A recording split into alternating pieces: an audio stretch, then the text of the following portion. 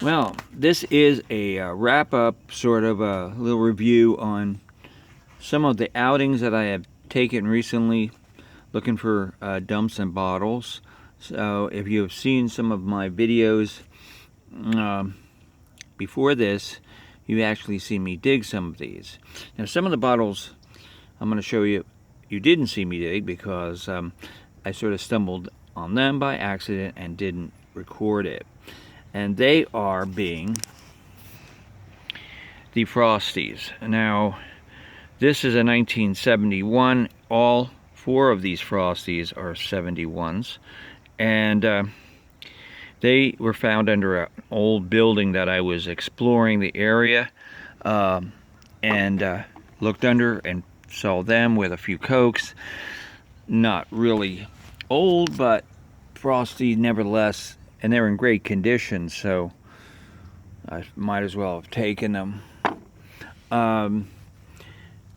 The other bottles I dug out of a dump that was pretty much recent. I just yesterday. But before then, I came across a few bottles and objects that I might as well talk about. And you might have seen me dig this out. This is a oil lamp and ground top, and made by the thousands over the years. This is probably 1930s version of this this oil lamp. They would have been sitting in the kitchen or living room on the middle of the table, and they would have held oil for a good part of the evening. The homesteads that I check out generally did not have electric even up until the 50s, so oil lamps were as an essential item for lighting their houses. So that was that. Outside of that, I didn't find much that day. But the next day, or a few days afterward, I did come up with a few things. Our dump I was at was behind another old homestead, and it was there was a lot of stuff, mostly from the late 40s and early 50s. The first really interesting soda is this Getzinger from a local town in South Carolina, and the Getzinger was a bottler that also, I think, I'm not sure if they bottled Coke, but I know Coke was big in this town, and this might have been a subsidiary of that bottler. And these are an interesting.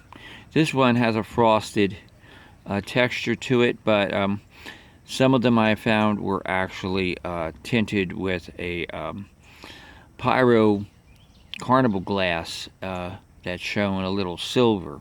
This one doesn't have that, but I have found Getzingers that did have that characteristic. The next bottle is a good old Byerly's. Now the Byerly's here come from California. They're California, Hollywood, California, and they started in the 30s with soft drinks in sort of milk bottle or creamer style bottles, and they branched out in the 50s and early 60s with this.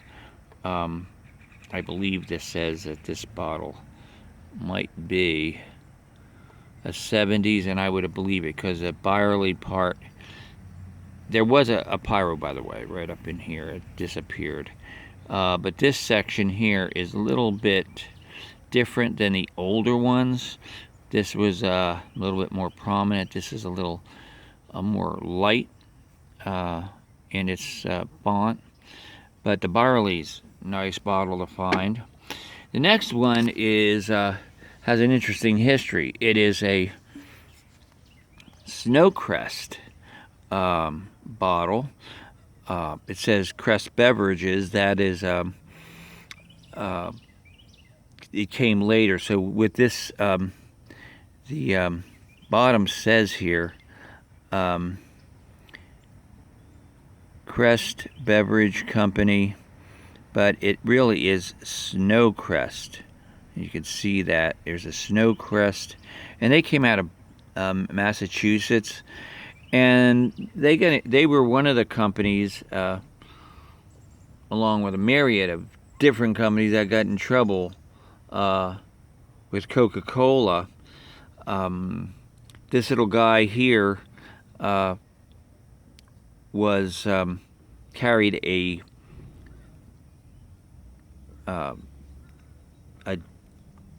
juice, an extract, and this extract was used to make soda at home, bottled beverage at home. And what happened was they were bottling different flavors along with cola, and they ended up using cola in their description of their brand, sort of like Crest Cola, Polar Cola, and this little polar bear here was in that controversy in 1944 to 48. Coke lost, by the way, because it was shown that using the word cola did not infringe on their business. So that is a Suncrest, or I'm sorry, Snowcrest. Suncrest is a different company. And you'll find Crest going on today, Crest beverages. I don't think they have anything to do with this. They may have, I'm not sure. The good old standard Atlas strong shoulder mason. This is an early 1930s version, and it's in great shape, sitting there. I put a lid on it. I don't know, I found the lid in the same dump, so it might have been part of that.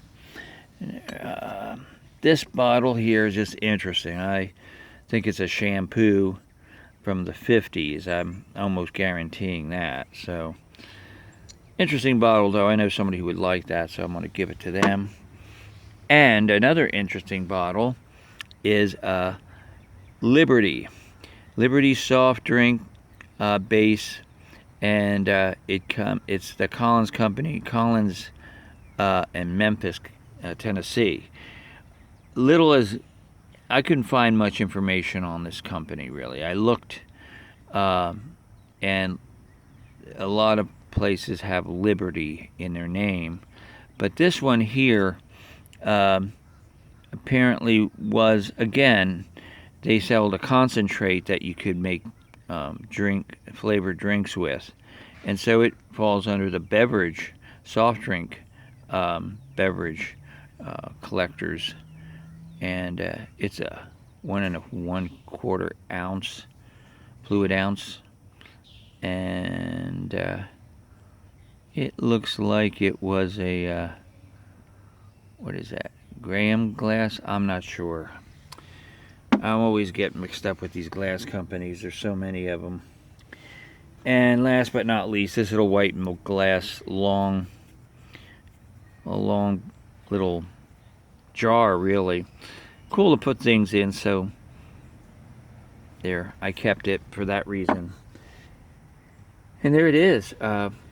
So far, that's what I came up with. Slim pickings when you think about it. I've gone out like 3 times this time in the last 2 weeks, and didn't come up with very much. But what I did come up with, I'm very particular. I don't need too many bottles. You can see behind me they've got a whole, I've got bottles as far as the eye can see, thousands of them, and the real trick is what to do with all of them. I can't display them all, of course. There's too many of them, and I have a hard time selling them, not because I don't want to get rid of them. It's just that, you know, this day and age, nobody really wants your average bottle. I mean, you know, this guy, a good example. Look at it. Unless you're really into the hometown mom and pop bottling, this one is not going to interest you at all. And you got to know the history of these bottles to appreciate them. This is more popular. This bottle here would probably appeal to more people just because of its history behind it. Masons are always good. You can sell them for about $1 or $2. You know, a lot of people quote prices on these bottles, but I'll be telling you, you put $20 on a bottle, and the guarantee of selling it is very slim. Okay. For most people, I'm telling you, for most people, a bottle is a bottle is a bottle. Who really, not many really get that impressed with them. For me, it's a passion that I've carried for, I don't know, 44 years now. So at any rate, this is it. I'm going to be off looking for more. I found a place where I might get lucky with some good stuff. It was an old mill town. The houses are all gone, but there's possibility that their garbage is still there. Signing off for now. Have a good day. We will talk to you later.